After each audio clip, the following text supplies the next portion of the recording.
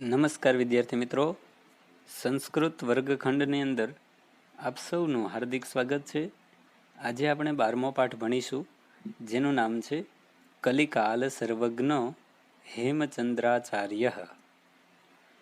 કલિકાલ સર્વજ્ઞ. કલિકાલ એટલે કળિયુગના સમયનો. સર્વજ્ઞ, સર્વ વિષયોના જાણકાર એવા હેમચંદ્રાચાર્ય. હેમચંદ્રાચાર્યનો પરિચય મેળવીએ. પ્રસ્તાવના જોઈએ. ગુજરાતના સાંસ્કૃતિક ઇતિહાસમાં કલિકાલ સર્વજ્ઞ હેમચંદ્રાચાર્યનું નામ સુપ્રસિદ્ધ છે.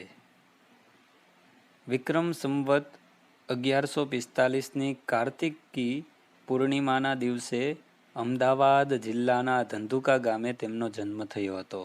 યાદ રાખજો મિત્રો, 1145ની કાર્તિકી પૂર્ણિમા, અને એમાં પણ અમદાવાદ જિલ્લાના ધંધુકા ગામે હેમચંદ્રાચાર્યનો જન્મ થયો હતો. તેમનું નામ ચંગદેવ રાખવામાં આવ્યું હતું. પહેલાં શું નામ રાખવામાં આવ્યું હતું? ચંગદેવ. આ ચંગદેવ માત્ર 8 વર્ષની વયે ખંભાત મુકામે એટલે ખંભાત શહેરમાં દેવચંદ્ર સુરીજી મહારાજ પાસેથી દીક્ષા લીધી 8 વર્ષની ઉંમરે. ત્યારબાદ તેઓ સોમચંદ્ર નામે જાણીતા બન્યા. પેલું નામ હતું ચંગદેવ, પણ દીક્ષા લીધી ત્યારબાદ સોમચંદ્ર નામે જાણીતા બન્યા. તે પછી માત્ર 21 વર્ષની વયે તેમણે સૂરીપદ પ્રાપ્ત કર્યું. જો મિત્રો, આ હું એટલા માટે કહું છું કારણ કે હેમચંદ્રાચાર્યનો પરિચય તમને ટૂંક નોંધમાં પૂછાય છે, બોર્ડની પરીક્ષામાં પણ પૂછાઈ ગયેલો છે, એટલા માટે આ યાદ રાખજો. પછી એમણે 21 વર્ષની ઉંમરે એણે સૂરીપદ પ્રાપ્ત કર્યું. હેમચંદ્ર સૂરીના નામે એ પછી ઓળખાવા લાગ્યા. પોતાના જમાનામાં ઉપલબ્ધ બધી જ વિદ્યાશાખાનો તેમણે અભ્યાસ કર્યો. જેટલા પણ વિષયોનું અધ્યયન કરવામાં આવતું હતું એ બધા જ વિષયોનો અભ્યાસ એમણે કર્યો હતો. તેમાં નિપુણતા પ્રાપ્ત કરી અને સ્વરચિત કૃતિઓથી, પોતે રચેલી કૃતિઓથી જુદી જુદી વિદ્યાશાખાઓમાં પોતાનું પ્રદાન પણ નોંધાવ્યું. જુદી જુદી વિદ્યાશાખા એટલે કે વિદ્યાકીય ક્ષેત્રો છે, એમાં પોતાની રચનાઓ આપી અને પોતાનું મહત્વનું યોગદાન પણ નોંધાવ્યું. આમ જ્ઞાનની વિશાળ સમૃદ્ધિને કારણે તેમને કલિકાલ સર્વજ્ઞનું બિરુદ આપવામાં આવ્યું. આ બધી જ વિશેષતાઓને ધ્યાનમાં લઈને એમને કલિકાલ સર્વજ્ઞનું બિરુદ આપવામાં આવ્યું હતું. હવે થાય છે શું? સિદ્ધરાજ જયસિંહ માળવાના રાજા ભોજ ઉપર વિજય પ્રાપ્ત કરી. સિદ્ધરાજ જયસિંહ માળવાના રાજા ભોજ ઉપર વિજય પ્રાપ્ત કરી પુષ્કળ ધન તથા તેનો સમૃદ્ધ ગ્રંથાગાર પોતાની સાથે અણહિલપુર એટલે કે પાટણ લઈ આવ્યા. અને ત્યારે એને આવકારવા માટે વિદ્વાનોનું એક વૃંદ, ઘણો મોટો સમૂહ એ સામેલ હતો. રાજા વિજય દઈને પાછા આવ્યા છે, પુષ્કળ ધન લાવ્યા છે, સમૃદ્ધ ગ્રંથાગાર લાવ્યા છે, એટલે આ વિદ્વાનોનું વૃંદ સ્વાગત કરવા માટે તત્પર હતું. આ વિદ્વાનોના વૃંદના અગ્રણી હેમચંદ્ર સુરી હતા. આ બધા વિદ્વાનોમાં શ્રેષ્ઠ અગ્રણી એને કહેવાય. જે શ્રેષ્ઠ હતા એ હેમચંદ્રાચાર્ય હતા. એમ કહેવાય છે કે કીર્તિ યસ્ય સજીવતી, અર્થાત જેની કીર્તિ છે તે મૃત્યુ પામેલ હોવા છતાં પણ જીવતો હોય છે. તો આવી કીર્તિ લક્ષ્મીથી નહીં પરંતુ સરસ્વતીથી પ્રાપ્ત થાય છે.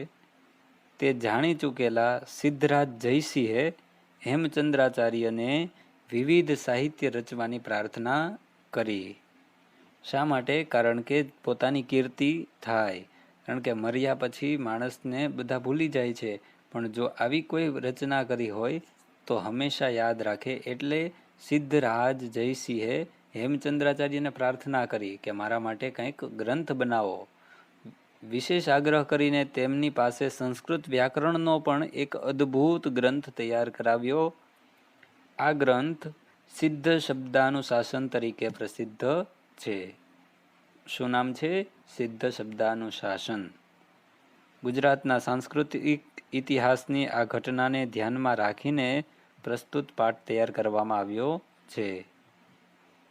અહીં એ તથ્યને ઉજાગર કરવાનો ઉપક્રમ રખાયો છે એ પોતાની કીર્તિ જાળવી રાખવાની ઈચ્છા ધરાવતા પ્રત્યેક માણસે સાહિત્યની ઉપાસના કરવા જેવી છે. તો અહીંથી આપણને એ પણ શીખવા મળે છે કે આપણે જો કીર્તિ જાળવી રાખવી હોય તો આપણે કંઈક ને કંઈક સર્જન પણ કરવું જોઈએ. હવે પાઠ જોઈએ. તમને હેમચંદ્રાચાર્યનો પરિચય મળી ગયો છે. હવે પાઠની શરૂઆત કરીશું. જુઓ મિત્રો, આ ફોટામાં જે જોઈ રહ્યા છો તે હેમચંદ્રાચાર્ય છે. એકદમ સાધુનો પહેરવેશ છે. જૈન સાધુ હતા, એમણે દીક્ષા લીધી હતી, એટલા માટે આવો પહેરવેશ છે અને એ ખૂબ વિદ્વાન છે. તેના વિશે જાણીએ. વિક્રમસ્ય દ્વાદશ્યામ શતાબ્દ્યામ, વિક્રમ સંવત્સરની 12મી શતાબ્દીમાં, દ્વાદશ્યામ શતાબ્દ્યામ સિદ્ધરાજ જયસિંહ માલવ વિજયમ કૃતવાન. સિદ્ધરાજ જયસિંહે માલવ વિજયમ, માળવા પ્રદેશ ઉપર વિજયમ કૃતવાન, વિજય મેળવ્યો. કઈ સદીમાં? દ્વાદશ્યામ શતાબ્દ્યામ, 12મી સદીમાં. વિજયાનંતરમ જયસિંહ, વિજય અનંતરમ, વિજય પછી જયસિંહ રાજાએ નૃપતે યશોવર્મણ, નૃપતિ યશોવર્માનું, એટલે યશોવર્મા સામેનો રાજા હતો એનું, સર્વમ ધનમ ગૃહીત્વા, બધું જ ધન લઈને, અણહિલપુરમ પ્રત્યાગતવાન, અણહિલપુર એટલે કે પાટણ, પ્રત્યાગતવાન પાછા ફર્યા. વિજય પછી જયસિંહે નૃપતિ યશોવર્મા છે એનું બધું જ ધન લઈ અને અણહિલપુર પાછા ફર્યા. ધનેન સહ તત્રત્ય, તત્રત્ય એટલે ત્યાંનો, ધનની સાથે ત્યાંનો, ગ્રંથાગારોપી તસ્ય હસ્તગત જાતઃ, ગ્રંથ ભંડાર, ગ્રંથાગાર એટલે ગ્રંથ ભંડાર, તસ્ય હસ્તગત જાતઃ તેના હાથમાં આવ્યો. અસ્મિન ગ્રંથાગારે, આ ગ્રંથ ભંડારમાં, બહવ અનુપમાઃ ગ્રંથાઃ આસન, બહવઃ ઘણા બધા, અનુપમાઃ ગ્રંથાઃ અનુપમ એવા ગ્રંથ, અપ્રતિમ ગ્રંથો, આસન હતા, ખૂબ સરસ ગ્રંથો હતા. તેષુ ભોજેન વિરચિતમ, તેમાં ભોજ રાજાએ રચેલું, સરસ્વતી કંઠાભરણ, સરસ્વતી કંઠાભરણ નામનું પ્રસિદ્ધ ભોજ વ્યાકરણમ અપી, પ્રસિદ્ધ ભોજ વ્યાકરણ પણ એકતમમ અસીત. આ બધા ગ્રંથોમાં સરસ્વતી કંઠાભરણ નામનું ભોજ રાજાનું વ્યાકરણ પણ એક હતું. એકદા સિદ્ધરાજ વિચાર પ્રથમ આરૂઢ. હવે પછીની વાત છે થોડા સમય પછીની, કે એક વખત સિદ્ધરાજ જયસિંહ વિચારે ચડ્યો, આરૂઢ ચઢ્યો, સહ અચિંતયત તેણે વિચાર્યું, માલવ વિજયેન અહમ ધનસ્ય સ્વામિત્વમ પ્રાપ્તવાન, માળવાના પ્રદેશ ઉપર વિજય કરીને મેં ધનનું સ્વામીપણું પામ્યું છે, ધન મેં લઈ લીધું છે. તસ્ય ગ્રંથાગાર અપી મયા પ્રાપ્ત, તેનો ગ્રંથ ભંડાર પણ મેં મેળવ્યો છે. પરંતુ ભોજ વ્યાકરણેન, પણ ભોજ વ્યાકરણ દ્વારા, ભોજસ્ય યાદૃશી કીર્તિ વર્તતે, જેવી રાજા ભોજની કીર્તિ હતી, તાદૃશી કીર્તિ મયા ન પ્રાપ્તા, તેવી કીર્તિ મેં પ્રાપ્ત કરી નથી. સિદ્ધરાજ શું વિચારે છે? એ વિચારે છે કે મેં માળવાના પ્રદેશ ઉપર વિજય મેળવ્યો છે, તેના ધનનું સ્વામિત્વ પ્રાપ્ત કર્યું છે, ધન પણ મેળવી લીધું છે અને તેનો ગ્રંથ ભંડાર પણ મેં પ્રાપ્ત કરી લીધેલો છે. પણ ભોજ વ્યાકરણ દ્વારા જેવી ભોજ રાજાની કીર્તિ હતી, જેવી પ્રતિષ્ઠા હતી, એવી મારી કીર્તિ નથી. અતઃ એતાદૃશમ કિમપી કરણીયમ, આથી એતાદૃશમ આ પ્રમાણેનું, કિમપી કરણીયમ કાંઈ પણ કરવું જોઈએ, એન મદીયા કીર્તિ જેનાથી મારી કીર્તિ, તાદૃશી ભવે તેના જેવી થાય. મારે એવું કંઈક કરવું જોઈએ કે જેનાથી મારી કીર્તિ પણ તેના જેવી થાય. યાદૃશી ભોજ્યાસ્તિ, જેવી ભોજ રાજાની છે. એવં વિચાર્ય સહ જૈન મુનિમ આચાર્યમ હેમચંદ્રમ પ્રાપ્તવાન. એવં વિચાર્ય, આ પ્રમાણે વિચારીને સહ તે એટલે સિદ્ધરાજ જૈન મુનિમ આચાર્યમ જૈન મુનિના આચાર્ય હેમચંદ્રમ પ્રાપ્તવાન હેમચંદ્રાચાર્યને મળ્યા. નિવેદિતવાન ચ અને નિવેદન કર્યું. અઈ આચાર્યવર્યાહા શું કહ્યું? અઈ અરે આચાર્યવર્ય ભવંતો ભોજ વ્યાકરણ સદૃશમ વ્યાકરણમ વિરચયંતુ. શું કહ્યું સિદ્ધરાજે? કહ્યું કે તમે ભોજ વ્યાકરણ સદૃશમ ભોજ વ્યાકરણ જેવો વ્યાકરણ ગ્રંથ રચો. એન ભવતામ મમ ચ જેનાથી ભવતામ એટલે તમારી મમ ચ અને મારી કીર્તિ અમરા ભવેત બંનેની કીર્તિ અમર થાય. ભવતામ મમ ચ કીર્તિ અમરા ભવેત તમારી અને મારી કીર્તિ અમર થાય. સિદ્ધરાજસ્ય જયસિંહસ્ય નિવેદનેન જે આવે ને ત્યાં નોનીનું ના આવે. સિદ્ધરાજ જયસિંહના નિવેદનેન નિવેદનથી પ્રેરિતા પ્રેરણા પામેલા હેમચંદ્રાચાર્યએ એકમ અપૂર્વમ વ્યાકરણમ ગ્રંથમ રચિતવંત એક અપૂર્વ ક્યારેય ન હોય એવો વ્યાકરણ ગ્રંથમ રચિતવંત વ્યાકરણ ગ્રંથ રચ્યો. સહ સિદ્ધ હેમ વ્યાકરણમ ઇતિ નામના પ્રસિદ્ધ અસ્તિ. સહ કેન નામના પ્રસિદ્ધ અસ્તિ? સહ સિદ્ધ હેમ વ્યાકરણમ નામના પ્રસિદ્ધ અસ્તિ. આ વ્યાકરણ ગ્રંથનું નામ સિદ્ધ હેમ વ્યાકરણમ રાખવામાં આવ્યું. અસ્મિન અષ્ટોધ્યાયા સંતિ. આ વ્યાકરણ ગ્રંથમાં શું છે તો કહ્યું અસ્મિન આમાં અષ્ટોધ્યાયા સંતિ 8 અધ્યાયો છે. તેસુ પ્રારંભિકેશુ 6 અધ્યાયેશુ તેમાંના પ્રારંભિકેશુ શરૂઆતના 6 અધ્યાયેશુ 6 અધ્યાયમાં સંસ્કૃત ભાષાયા સંસ્કૃત ભાષાનું શરૂઆતના 6 અધ્યાયમાં સંસ્કૃત ભાષાનું અને અંતિમયો દ્વયો અધ્યાયયો એટલે અંતિમ 2 અધ્યાયમાં પ્રાકૃત ભાષાણામ ચ પ્રાકૃત ભાષાનું વ્યાકરણમ અપી અસ્તિ વ્યાકરણ પણ છે. શરૂઆતના 6 અધ્યાયોમાં સંસ્કૃત ભાષાનું વ્યાકરણ છે અને બાકીના 2 અધ્યાયોમાં પ્રાકૃત ભાષાનું પણ વ્યાકરણ છે.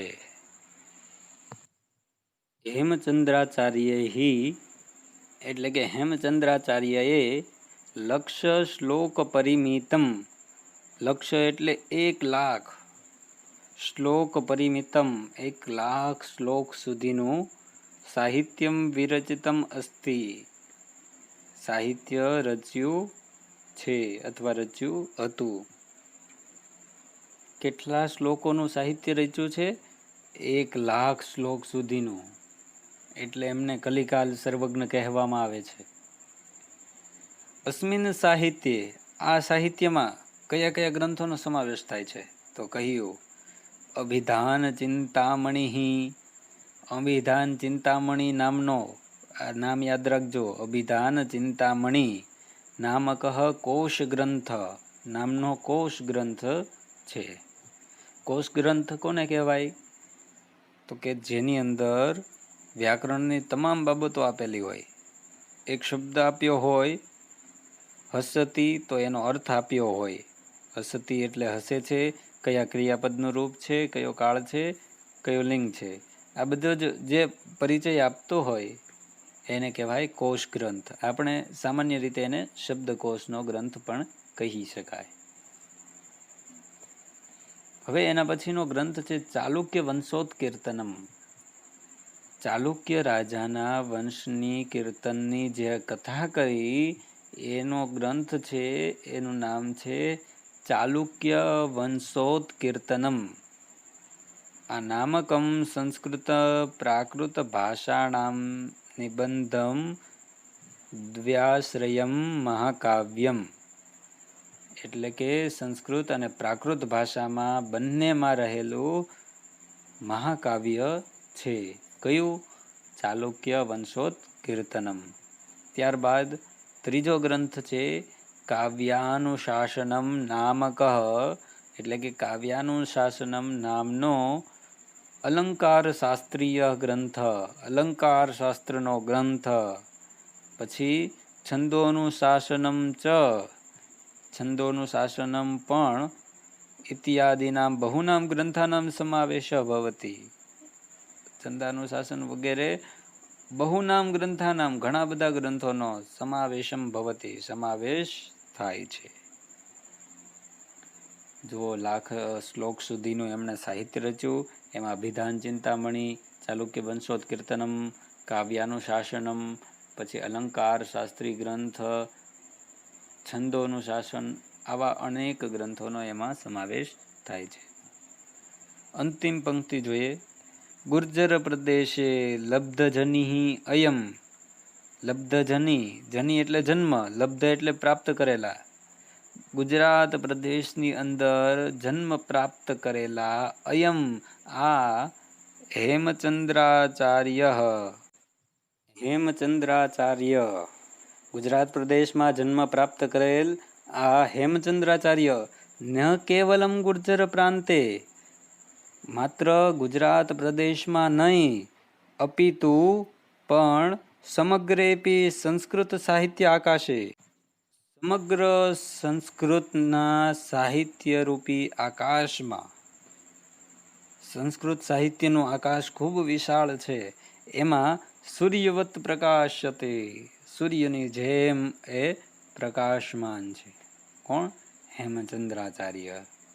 તો આ સરસ મજાનો હેમચંદ્રાચાર્યનો પાઠ હતો, જે આપણે જોયો. તમારે આનો અનુવાદ પાકી નોટમાં લખવાનો છે અને ત્યારબાદ એનો સ્વાધ્યાય પણ લખવાનો છે. અસ્તુ. જય હિન્દ, જય ભારત.